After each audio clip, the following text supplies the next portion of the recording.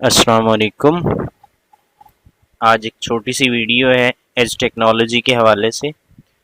As technology बुनियादी तौर पे enhance data rate for GSM evaluation को कहते हैं। ये एक एडवांस टेक्नोलॉजी है जो जीपीआरएस के बाद इंट्रोड्यूस करवाई गई थी। इसको इन्हांस्ड जीपीआरएस भी कहते हैं और इसके अंदर दोनों टेक्निक्स इस्तेमाल होती हैं, सर्किट स्विचिंग की भी होती हैं और पैकेट स्विचिंग की भी होती हैं। सर्किट स्विचिंग में जिस तरीके से आप जानते हैं कि data bit by bit transfer होता है, तो जब आपकी वॉइस कॉल हो रही होती है, सिंपल कॉल या एसएमएस हो रहा होता है, तब एज टेक्नोलॉजी सर्किट स्विचिंग को इस्तेमाल करती है, और जब आपकी डाटा कम्युनिकेशन हो रही होती है तब एज टेक्नोलॉजी पैकेट स्विचिंग का इस्तेमाल करती है। इसको बुनियादी तौर पे कम्बिनेशन ऑफ जीएसएम और जीपीआरएस भी कहते हैं, और इन दोनों के मिलाने से एक नई टेक्नोलॉजी इंट्रोड्यूस हुई थी जिसको एज टेक्नोलॉजी कहते हैं। अगर आप स्पीड की बात करें तो प्रीवियस आने वाली दोनों टेक्नोलॉजी से सबसे ज़्यादा स्पीड एज टेक्नोलॉजी की है, क्योंकि इसके अंदर 8 फेज शिफ्टिंग की का इस्तेमाल किया जाता है।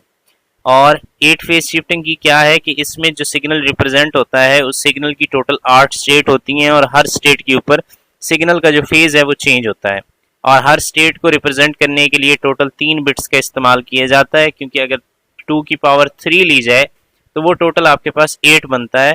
तो 8 स्टेट हैं और हर स्टेट को रिप्रेजेंट करने के लिए आपके पास 3 बिट्स का इस्तेमाल किया जाता है। इससे पहले जितनी भी टेक्नोलॉजीज आई हैं उसके अंदर आपके पास एक बिट एक स्टेट को रिप्रेजेंट करने के लिए इस्तेमाल होती थी, लेकिन यहाँ पे हर स्टेट को रिप्रेजेंट करने के लिए 3 बिट्स का इस्तेमाल किया जाता है। तो इससे इसकी स्पीड जो है बाकी आने वाली दो टेक्नोलॉजीज से ज़्यादा है।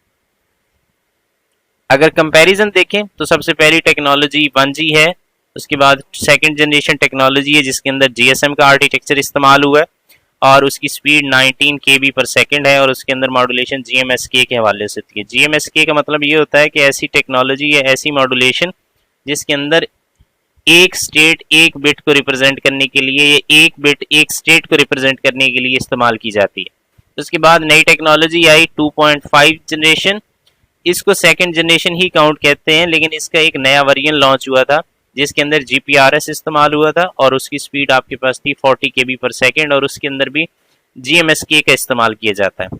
उसके बाद सेकंड जनरेशन का एक थर्ड वर्जन लॉन्च हुआ जिसको 2.75 जनरेशन कहते हैं, जिसके अंदर एज टेक्नोलॉजी का इस्तेमाल किया जाता है। एज टेक्नोलॉजी बुनियादी तौर पे आपकी स्पीड को बूस्ट करने के लिए इस्तेमाल होती है, और इसकी स्पीड जो है वो 190 KB पर सेकंड है, और इसके अंदर जो मॉड्यूलेशन इस्तेमाल हुई है वो 8 फेज शिफ्टिंग की का इस्तेमाल किया गया है।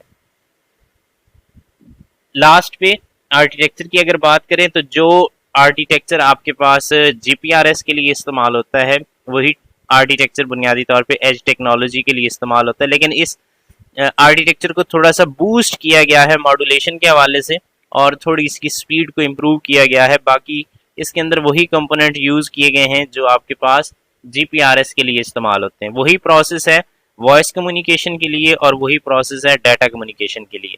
अब एज टेक्नोलॉजी को समझने के लिए मैं एक छोटा सा पॉइंट ऑफ व्यू आपको देता चलूं कि अक्सर औक़ात जब नेट के सिग्नल थोड़े से कमज़ोर होते हैं तो आपके सिग्नल्स के ऊपर ई का साइन बन जाता है। वो ई का साइन बुनियादी तौर पे एज टेक्नोलॉजी को रिप्रेजेंट करता है, जो कि 2.75 जनरेशन की टेक्नोलॉजी को रिप्रेजेंट करता है, जिसके अंदर आपकी स्पीड एक लाइटर मोड के अंदर होती है। आजकल की अगर टेक्नोलॉजी के हवाले से देखें तो ये स्पीड काफ़ी कम है, लेकिन स्टार्ट में जब सेकंड जनरेशन आई थी तो उसमें सबसे ज़्यादा स्पीड प्रोवाइड करने के लिए एज टेक्नोलॉजी का इस्तेमाल किया गया था।